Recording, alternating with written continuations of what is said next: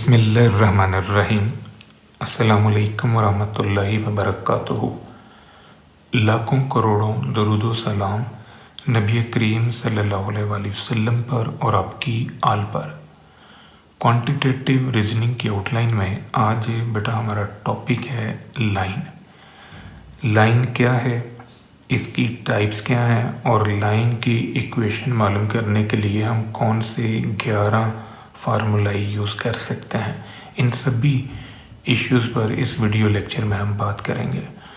Topic का बाकायदा आगाज़ करने से पहले हम एक बेसिक कॉन्सेप्ट क्लियर करते हैं। What is geometry. ज्योमेट्री जो है ये एक ग्रीक लेटर है जो 2 लफ्ज़ों की कंपोजिशन से बना है। एक लफ्ज़ है जियो जिसका मतलब है लैंड, ज़मीन, और दूसरा लफ्ज़ है मैट्रॉन जिसका मतलब है मेजरमेंट, पैमाइश। ज़मीन के ऊपर हम डिफरेंट ज्योमेट्रिकल शेप्स के प्लॉट बनाते हैं, जिनमें कोई प्लॉट ट्रायंगुलर है, कोई स्क्वायर फॉर्म के अंदर है, रेक्टेंगल में है, पैरेललोग्राम के अंदर है, पेंटागन, हेक्सागन है, कोई सर्कुलर फॉर्म का है। अब इन सभी प्लॉट्स का हम एरिया मालूम करते हैं। इन प्लॉट्स के गिर्द अगर हमने कोई फेंस लगानी है तो फिर हम इन प्लॉट्स का पेरीमीटर मेजर करते हैं। अगर हमने इन प्लॉट्स के अंदर कोई डिफरेंट डायरेक्शंस के अंदर लाइट पोल लगाने हैं तो हम इनके एंगल्स को मेजरमेंट करते हैं, हम इनकी डायरेक्शंस को मेजरमेंट करते हैं।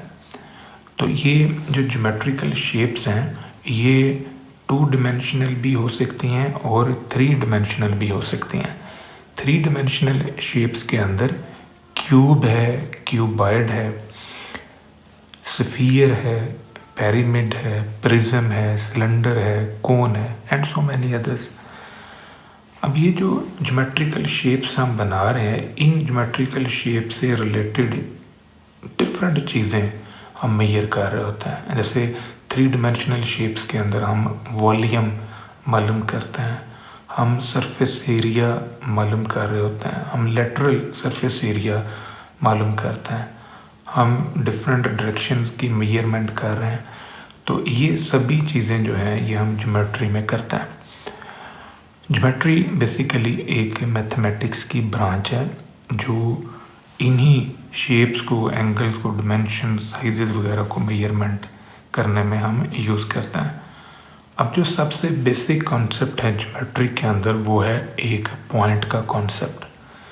पॉइंट जो है ये एक डॉट कहलाता है। अगर ये डॉट जो है 2 डिमेंशनल ज्योमेट्रिकल शेप के अंदर आपने लगाया हुआ है तो फिर इस डॉट के 2 कोऑर्डिनेट हैं, एक x कोऑर्डिनेट है, दूसरा y कोऑर्डिनेट है। लेकिन अगर यही डॉट आपने किसी 3 डिमेंशनल शेप के अंदर लगाया हुआ है तो वहाँ पर इसके 3 कोऑर्डिनेट हैं, एक x होगा, एक y और तीसरा z। जो हमारा x कोऑर्डिनेट है इसको हम एब्सिस्सा कहते हैं और जो y कोऑर्डिनेट है इसको हम ऑर्डिनेट कहते हैं। अब ये जितने भी डॉट्स हैं, अगर हम एक लाइन को ऑब्ज़र्व करना चाहें तो लाइन जो है इन्फिनिट डॉट्स की कंपोजिशन से बना हुआ है। यानी जो भी लाइन हम ड्रॉ करते हैं उस लाइन की डिज़ाइनिंग में अनलिमिटेड डॉट्स जो है ना वो यूज़ हुए हैं। फर्स्ट ऑफ ऑल अब हम यहाँ पर एक कोऑर्डिनेट एक्सिस का कॉन्सेप्ट जो है ना वो क्लियर करते हैं, फिर बाकायदा लाइन के ऊपर हम चले जाएंगे।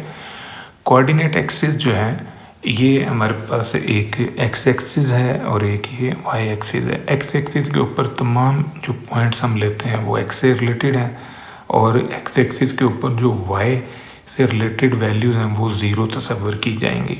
इसी तरह जो वाई एक्सिस है, वाई एक्सिस के ऊपर हम तमाम जो वैल्यूज़ लेंगे वो y वेरिएबल की होंगी, y कोऑर्डिनेट की होंगी और y एक्सिस के ऊपर जो भी x कोऑर्डिनेट की वैल्यू है वो 0 तस्वर की जाएगी।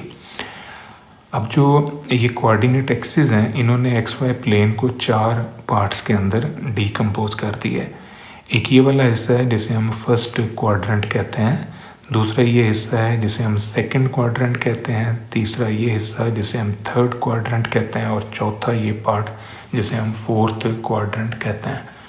जो हमारा फर्स्ट क्वाड्रेंट है इसमें एक्स और वाई दोनों पॉजिटिव हैं, क्योंकि ज़ीरो से राइट साइड पर जो एक्स की वैल्यूज़ हैं वो सारी की सारी पॉजिटिव हैं। इसी तरह ज़ीरो से अपवर्ड जो वाई एक्सिस की सभी वैल्यूज़ हैं वो पॉजिटिव हैं। तो इस मुनासबत से जो हमारा फर्स्ट क्वाड्रेंट है इसमें एक्स और वाई दोनों पॉजिटिव हैं। जो सेकंड क्वाड्रेंट है इसके अंदर वाई जो है वो पॉजिटिव है बट एक्स नेगेटिव है, क्योंकि ज़ीरो से लेफ़्ट साइड पर जितनी वैल्यूज़ एक्स की आ रही हैं वो नेगेटिव हैं। इस मुनासबत से जो एक्स की वैल्यूज़ हैं सेकंड क्वाड्रेंट के अंदर वो नेगेटिव हैं, और वाई की वैल्यूज़ जो हैं वो सारी की सारी पॉजिटिव हैं।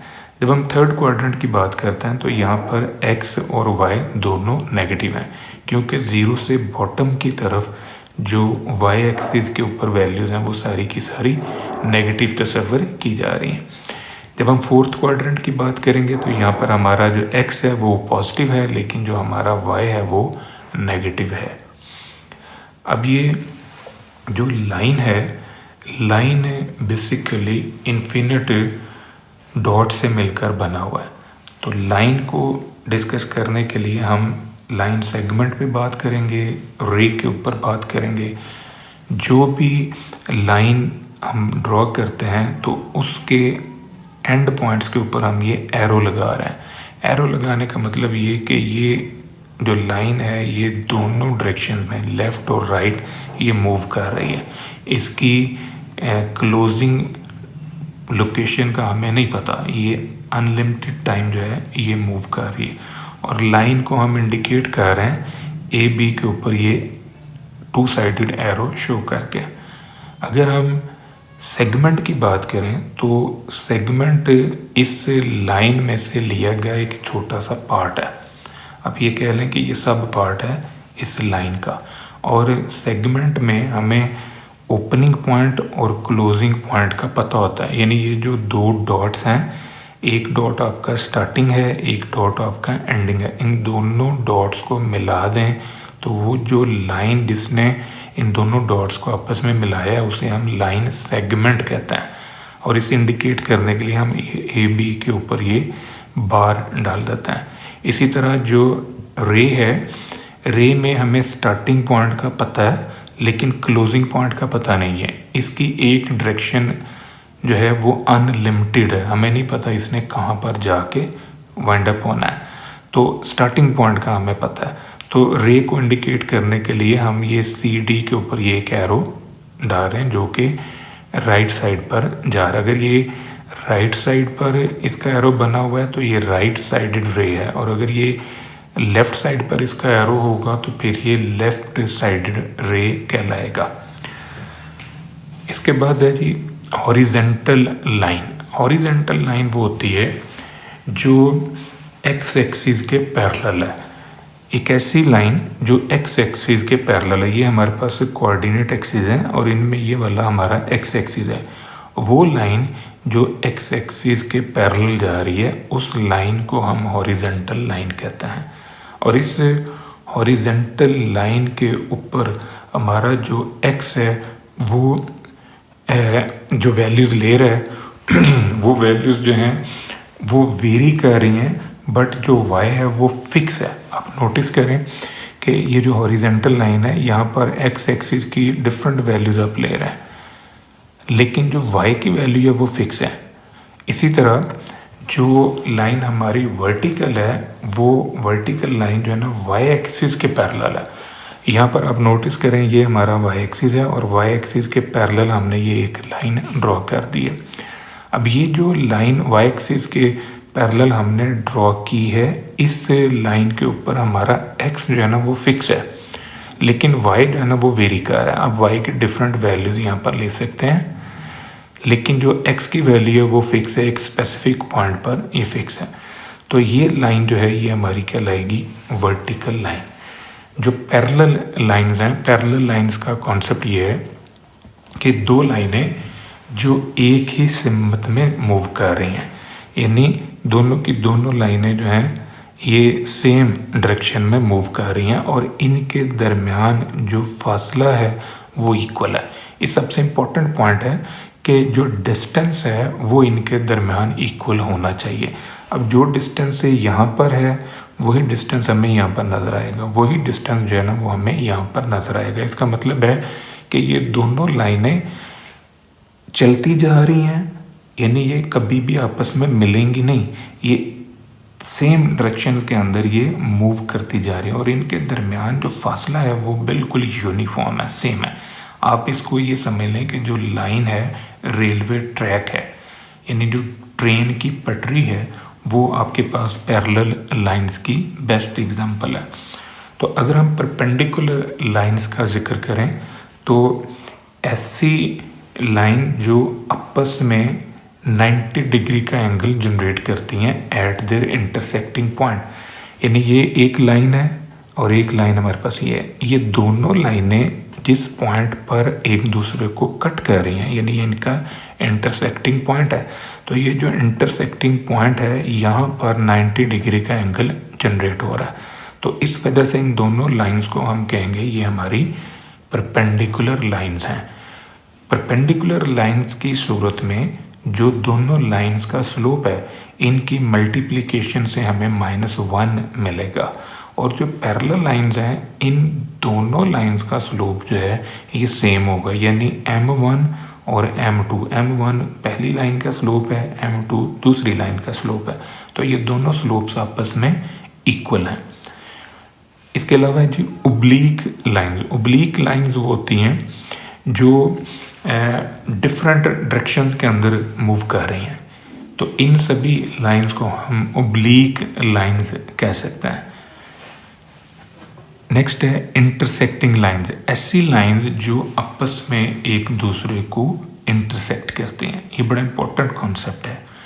एक लाइन जो है दूसरी लाइन को किसी एक पॉइंट के ऊपर ही इंटरसेक्ट कर सकती है, यानी एक लाइन दूसरी लाइन को 2, 3, 4 पॉइंट्स पे इंटरसेक्ट नहीं करेगी, एक लाइन सिर्फ एक के पॉइंट के ऊपर ही इंटरसेक्ट करेगी, और वो पॉइंट जहाँ पर ये दोनों लाइनें एक दूसरे को कटिंग में लेके जा रही हैं वो पॉइंट जो है पॉइंट ऑफ इंटरसेक्शन कहलाएगा। वो पॉइंट इन दोनों लाइंस का कॉमन पॉइंट है।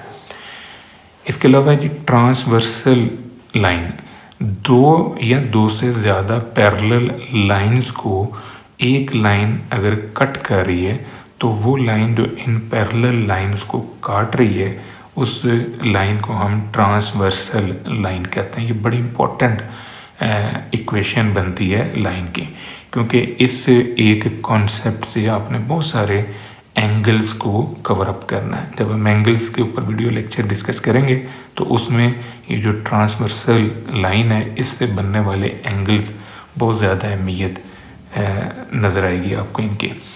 अब हम डिफरेंट लाइंस की इक्वेशन पे बात करते हैं।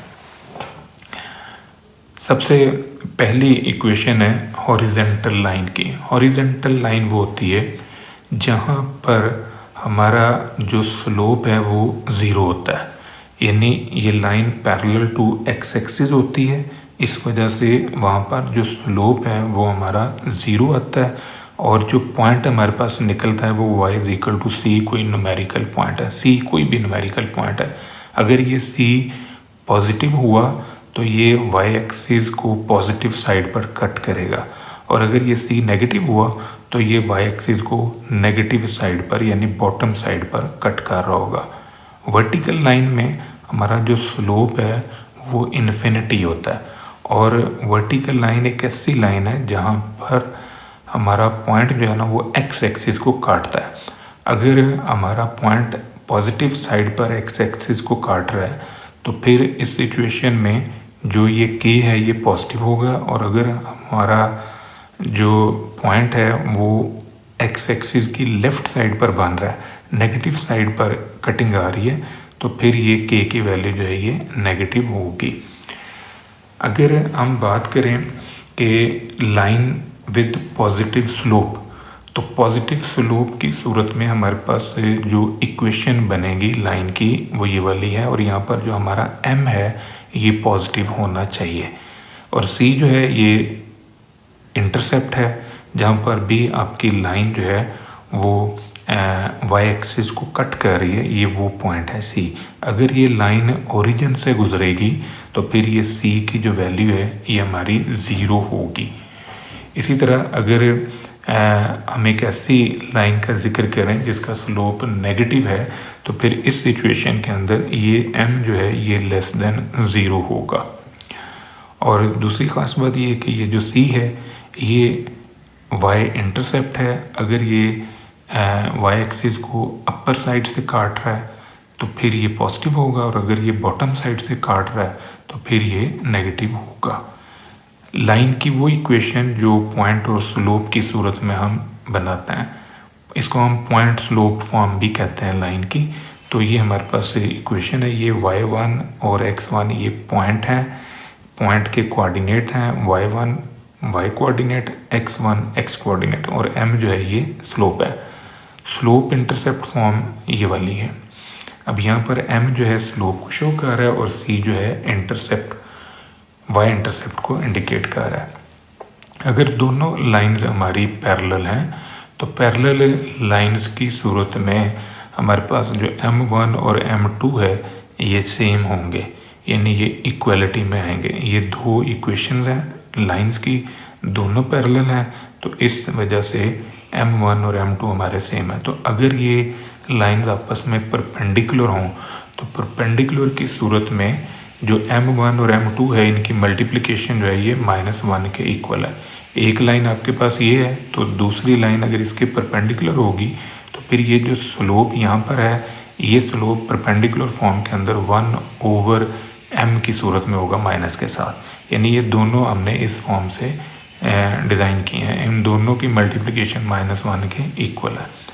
ऐसी लाइन जो दो पॉइंट्स में से गुजरती है, तो दो पॉइंट्स में से गुजरने वाली लाइन की इक्वेशन हम इस तरह बना सकते हैं। ये हमारे पास स्लोप का फार्मूला है, और ये y1 x1 जो है ये फर्स्ट पॉइंट के कोऑर्डिनेट है। टू इंटरसेप्ट फॉर्म, यानी जो हमारे पास x एक्सिस और y एक्सिस की कटिंग से लाइन जो है ना वो नज़र आ रही है, तो इसे हम टू इंटरसेप्ट फॉर्म भी कहते हैं। x एक्सिस को जहाँ पर ये लाइन कट करती है उसे हम ए कहते हैं, y एक्सिस को जहाँ पर ये लाइन कट करती है उसे हम बी कहते हैं। ये x इंटरसेप्ट है, ये y इंटरसेप्ट है। तो ये इक्वेशन जो है ये हमारे पास टू इंटरसेप्ट फॉर्म कहलाएगी। अगर लाइन हमारी नॉर्मल फॉर्म के अंदर है तो फिर इसकी इक्वेशन ये बनेगी, ये p जो है ये कॉमन डिस्टेंस है। ये था बेटा आज का हमारा लेक्चर जिसमें हमने लाइन का कॉन्सेप्ट जो है ना ये क्लियर किया है। अब इस टॉपिक से रिलेटेड डिफरेंट न्यूमेरिकल्स जो हैं वो हम सॉल्व करेंगे नेक्स्ट वीडियो लेक्चर में। दुआ में याद रखिएगा, इंशाल्लाह अगली वीडियो के साथ फिर हाजिर होंगे। फ़ीमान अल्लाह।